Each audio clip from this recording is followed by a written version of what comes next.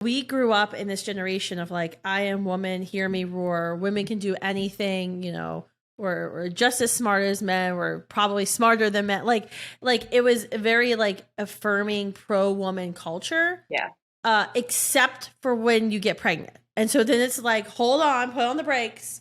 You're like, you are a woman, hear your roar. You can do whatever you want. And you're just as good as men, except if you're pregnant. Now you can't do it, and it's suddenly like all your hopes and all your dreams and your career aspirations, they go out the window. And it's like you see that and you still see it regurgitated with young people today. Yeah. On college campuses. I was talking to a student just last night on a college campus who you could tell she was really trying to sort through the issue, mush, and I would call the mushy middle. And she obviously had reservations about abortion, but then was like, I'm just so afraid. I'm just so afraid that I get pregnant. And the obvious answer is, like, if you're that afraid, you don't have to have sex. So that's like the obvious, like, that's the mom answer. That's not the answer everybody wants to have. But that's like the obvious mom answer of like, it's actually the answer is like right in front of you. Yes.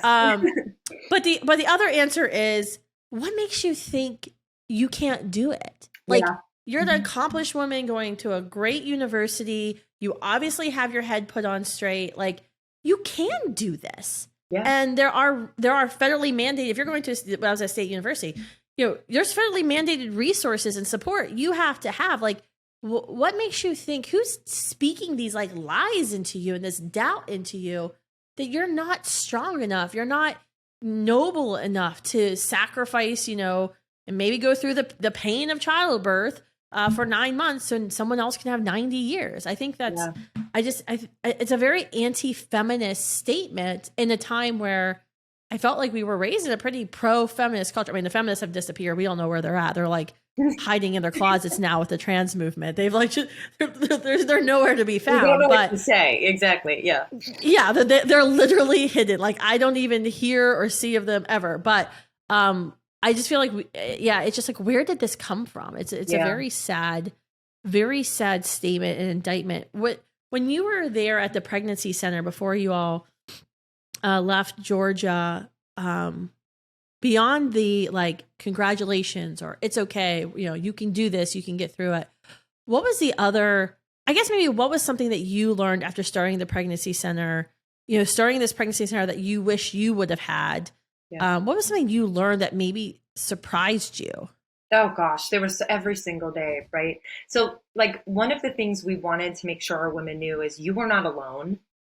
And that we felt what was really important to us is clearly there are short and long-term reasons why you don't feel like you can journey into parenthood right now. So how do we help? And it started outside of, just helping people from the back of the car, like, we had women who were just nervous about being able to finish school. And so I had homeschool mom friends that were like, I can tutor you.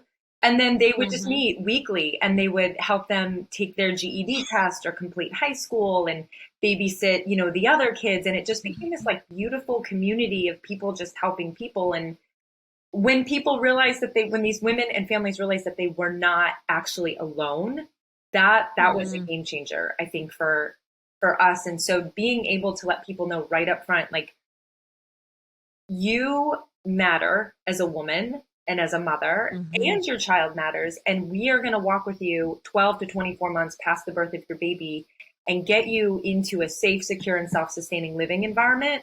And when we were actually like walking the walk and committing to that, like we had relationships with the local tech college where we were helping women go and get like, certificates where they weren't making minimum wage and they were able to kind of become that self-sustaining mom, maybe especially if they were in relationships with men that they needed to have independence from. Maybe they were unhealthy relationships so they could earn that paycheck and all of those things. Once they realized like that was available and we weren't going away and we meant what we said when we said, you are not alone.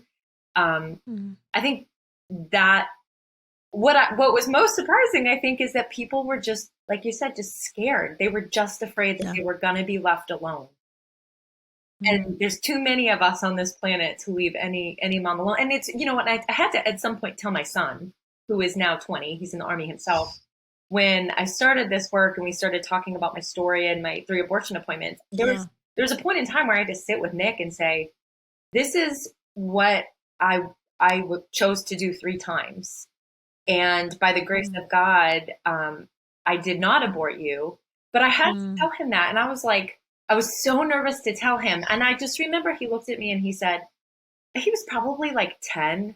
And he said, Mom, I am so sorry that you felt so alone. Like that was his answer to me. And I just was like, okay, all right. Like you are amazing. And you continue to be a gift from God. So, yeah. And so, and that just really hit home the fact that, you know, nobody goes to an abortion clinic because they're excited to abort their baby. Generally, they feel like they have no choice at all, and that's why they go. Yeah. And so when you're out there and you can just say like, hey, there's help available. You're not alone.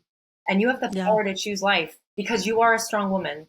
That was, you know, that was huge. And then we always share, you know, as we transitioned into the Pelican project, what we were realizing on the sidewalk was that, you know, we were always asking this question, like, what can we be doing now to prevent that woman, that family that's gonna maybe otherwise step on these abortion, you know, into this abortion clinic 10, 15 years from now. And we have this one woman that came in. She was not abortion minded. She was pregnant with her 3rd baby. She didn't know the fathers of any of her children, but she was really scared of entering into parenthood again with this particular child and having to just provide. And I remember just telling her like how worthy she was and how precious she was. And that she was giving pieces of herself away to men that didn't deserve her. Like she was worthy of so much more. And she began to cry. After she got angry, she began to cry. And she said, nobody has ever said I'm worthy of anything before. And it broke my heart. And, you know, we started to recognize that that's really what these women needed. They needed just to be lifted up and to be just encouraged and loved.